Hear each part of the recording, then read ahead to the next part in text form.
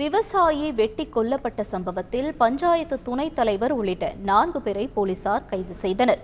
தூத்துக்குடி அருகே உள்ள தெற்கு கோவங்காடு பகுதியைச் சேர்ந்த பஞ்சாயத்து துணைத் தலைவர் மந்திரம் என்கிற சின்னைதுரையிடம் ராஜதுரை என்பவர் கடந்த சில மாதங்களுக்கு முன்பு 1 லட்சம் ரூபாய் வட்டிக்கு பணம் வாங்கியுள்ளார்.